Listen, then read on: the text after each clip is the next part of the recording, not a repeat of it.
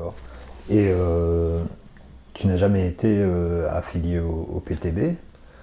Ah, tu t'es informé? Non, non, non.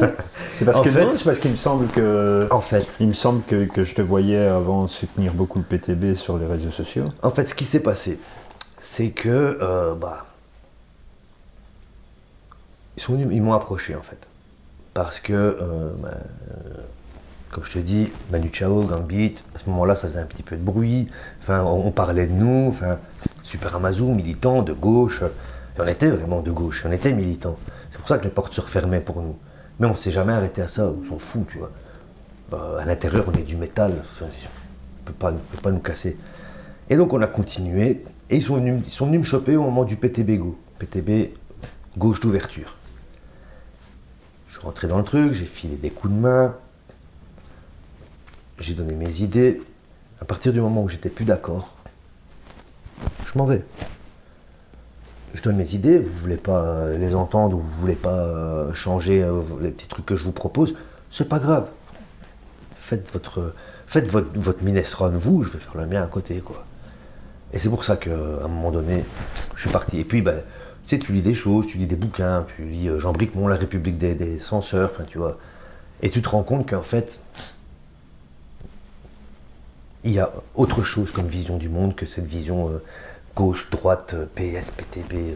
C'est pour ça que je veux plus aller voter. Parce que je ne me retrouve plus. Enfin, je dis maintenant, je ne vais plus aller voter. Là, à l'heure actuelle, dans l'état d'esprit dans lequel je suis, je n'irai pas. Je n'ai pas envie. Après, si je sens que politiquement, il y a peut-être moyen de glisser une petite cartouche et que le PTB ait la chance peut-être de prouver qu'ils ont envie de changer les choses, j'ai envie de leur donner leur chance. Après, je les attends au tournant s'ils font les choses, enfin s'ils entourloupent le citoyen, quoi, tu vois. Mais s'il y a moyen peut-être de faire changer les choses, peut-être je le ferai, et c'est même pas certain. Alors, allez, si tu devais changer une chose, une priorité, qu'est-ce qu'il faudrait changer en premier? Qu'est-ce qu'il faudrait changer en premier? Disons à un niveau local. À un niveau local.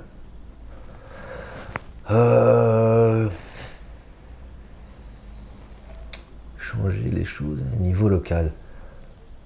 Oh, c'est simple. Boum, tu effaces tout. Et tu réécris un nouveau poème, quoi. Hein, tu vois. Ou une nouvelle toile. Ça changerait tout, en fait. Changerait tout. Et je donnerais la place qui lui est due aux citoyens. Voilà, je lui donnerai la place centrale des choses et la décision finale, c'est lui. La décision finale, je comprends, pour moi, il est inconcevable qu'une personne décide de comment ma vie va être orientée. Tu comprends ce que je veux dire? Je comprends pas, en fait, je comprends pas pourquoi un bourgmestre a la décision finale. Après, il y a des conseils communaux, il y a des questions sont débattues, elles sont votées. Je regarde le conseil communal. Écoute, je suis allé même sur place, en fait, à un moment donné. Enfin, tu vois, il y a des trucs. Faut pas la faire à l'envers, quoi. Enfin, je vais porter d'accusation sur personne, je vais raconter un fait. À ce moment-là, je traînais avec le PTB. On fait une action pour la taxe poubelle qui était constamment en augmentation. Moi, j'ai pas fait l'action que eux voulaient parce que je trouvais ridicule de mettre un sac poubelle sur moi et de me lever, de partir au moment où on parle de ça. Pour moi, c'est pas. Mais j'y vais, je les soutiens. Donc le truc se passe, l'action se passe, ils se lèvent, ils s'en vont, je me lève, je sors avec, je me retrouve devant et je me retrouve avec un policier en civil qui se lève et qui nous suit dehors. Ben, on le connaissait, quoi. Et donc j'arrive près de lui pour rigoler. Je lui dis, parce qu'il ressemble au masque d'Anonymous, là, tu vois. Et je dis, tu sais que ta tête, elle ressemble au masque d'Anonymous. Le mec, il me regarde, il dit, toi, tu t'appelles comme ça, t'habites là, ta plaque de bagnole, c'est ça. Je dis, hey, comment tu sais tout ça? Je dis, moi, je suis pas dangereux, moi. Je comprenais pas, tu vois, choqué.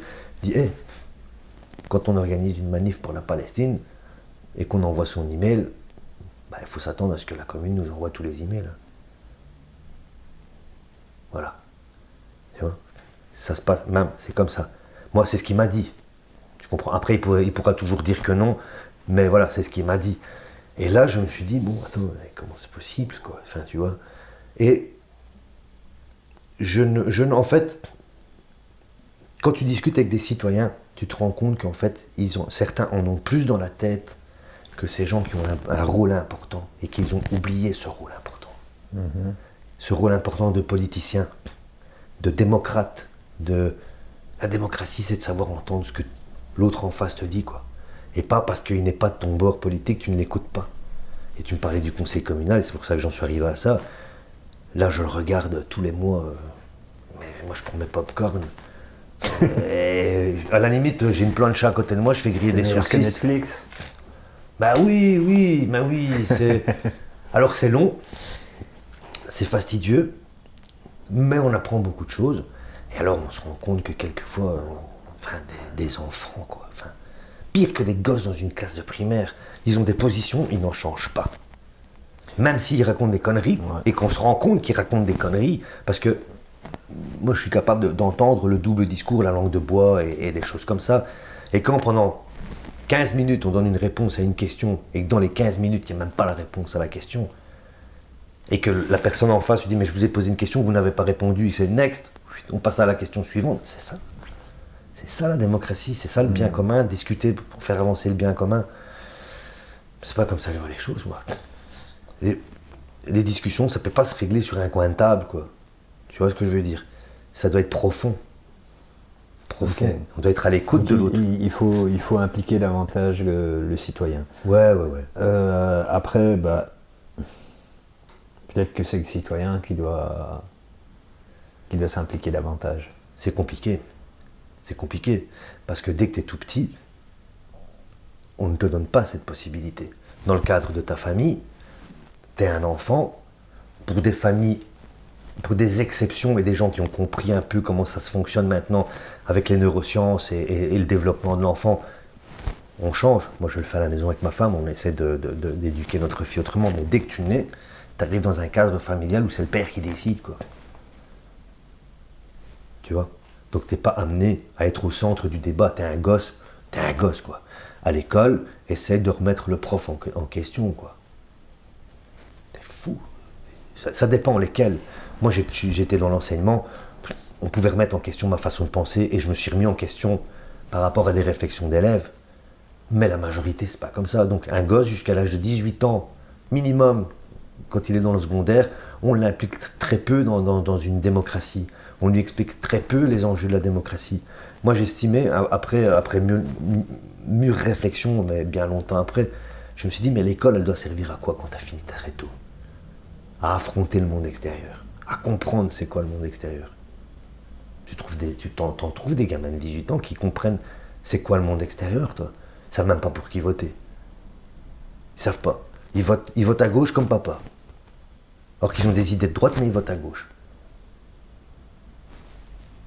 Enfin, c'est pour moi, voilà.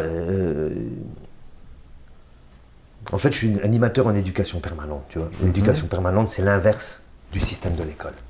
Le système de l'école, c'est du descendant. Le prof arrive avec ses connaissances, il distille ses connaissances. Tu comprends pas. Il n'a pas le temps, en fait. Il n'a pas le temps de s'occuper des enfants qui ne comprennent pas le truc. L'éducation permanente, c'est l'inverse. On part de la connaissance des gens, individuelle, pour en faire une connaissance collective et une intelligence collective. Et en général, quand tu fais des choses comme ça, ça marche.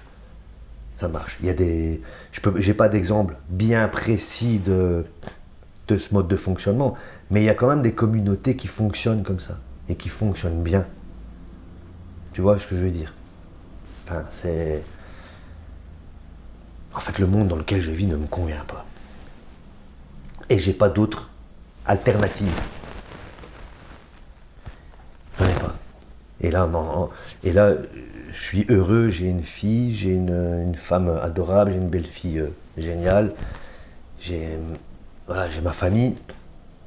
Je me verrais mal aujourd'hui dire bon allez, chérie, au revoir tout, et on va tondre des moutons dans le Périgord, quoi, tu vois. J'ai déjà une barrière, j'ai une belle-fille. Qui a un papa qui vit ici. À moins de l'embarquer lui aussi aller tondre les moutons dans le Périgord, c'est compliqué. Et encore, il faudrait encore que ma femme, elle aime ça. Tu vois? Donc on essaie on est composer. là. Et le fait de ne pas être en phase avec le monde dans lequel tu es, ça date de quand en fait? Depuis toujours ou c'est nouveau? Je m'en suis rendu compte par après, mais oui. Oui. Je m'en suis rendu compte, encore une fois, ce moment précis où Super Amazou s'arrête, je me retrouve tout seul, je décide de faire une formation de menuiserie. Moi qui ai 2 mains gauches, hein, tu vois. J'ai décidé à un moment de stopper, de me poser, de faire autre chose et de pouvoir réfléchir.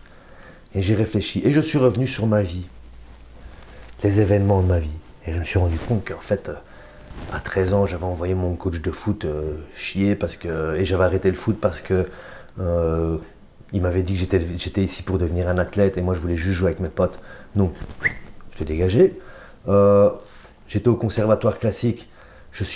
Comme je supportais pas l'autorité, mais j'ai fait ce qu'il fallait pour sortir de là et avoir mon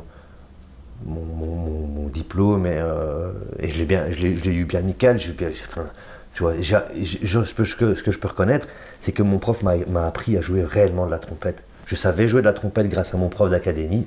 Là, j'ai appris les finesses, les trucs, tu sais, la physique du corps, quoi. Enfin, donc ça, je reconnais. Pour le reste, humainement, c'était quand même assez compliqué, quoi. Et moi, comme je supporte pas l'autorité, ben, j'ai claqué la porte aussi. J'ai eu mon diplôme, j'ai claqué la porte. Je suis arrivé en jazz à Bruxelles. Il y avait des choses, enfin, ça me convenait pour certaines choses. J'ai appris. Quand j'ai estimé avoir appris ce que j'avais appris et que je n'étais plus en phase avec les gens avec qui j'apprenais, je suis parti. Tu vois, je discutais une fois, il y avait des manifs et tout, on discutait de ça. Moi, non, nous, on va pas à manif, mais on va quand même parler du statut d'artiste et des choses comme ça. Ils s'en foutaient. Donc je dis, oh, bon, bah, c'est pas grave, ils ont le droit, quoi. Et puis, je parlais de musique et je leur parlais, moi, à l'époque, de jungle, de Buckshot Le Funk, des choses comme ça, de la drum and bass, où ils me regardaient avec des yeux comme ça, quoi. Et pour eux, c'était le jazz, le swing, très fermé. C'est bien simple, moi j'ai fait mon examen d'entrée, mon examen final, j'en ai fait qu'un seul, où mon prof vient me voir et me dit, écoute, avec qui tu vas jouer? Je dis, mais j'ai personne avec qui jouer. Il n'y a personne qui veut jouer avec moi. Enfin, c'est pas personne ne veut jouer avec moi, mais ils sont tous pris. Ah, mais il faut que tu te trouves des gens. Donc je me trouve des gens qui sont extérieurs au conservatoire, sauf un contrebassiste, qui lui non plus n'avait personne. Donc on se retrouve à deux et on fait mon examen où j'arrive avec pédale wah-wah de guitariste, delay, parce que j'avais vu Eric Trouffaz. Et moi j'étais un fou, tu vois. Oh, moi je vais le faire. Et donc j'ai joué des standards de jazz qu'on a refait en jungle, avec des effets et tout. Et quand je suis arrivé, j'ai placé mon matériel pour jouer à l'examen, parce que ça faisait au Sounds, tu vois, le club de jazz à Bruxelles. Donc on faisait ça là en condition concert, quoi. C'était des concerts des élèves et c'était le soir. Et le prof il arrive, il me regarde, il fait, tu vas jouer avec ça, toi? Tu sais, vous mes pédales, quoi. Mm-hmm. Bah ouais, t'es sûr? Ouais. Bon bah. Donc j'ai fait le truc, je passais les examens et puis enfin, tu vois, j'avais pas envie de tomber dans le travers de m'enfermer dans le jazz. J'ai toujours eu cette peur de rentrer dans un truc, d'être enfermé dans un truc et par schizophrénie, de dire oui mais ça me rapporte de la thune, donc je reste, mais j'ai envie de faire autre chose, mais je reste quand même. J'avais pas envie, donc je suis parti. Pareil avec Super Amazou à un moment donné, je suis parti. Pareil avec d'autres projets. Après voilà quoi. Non, je me suis jamais senti bien dans ce monde, quoi. Jamais. Donc c'est quelque chose qui est là depuis toujours et qui est récurrent dans toutes tes expériences. Et tu t'en rends compte après, quand tu grandis.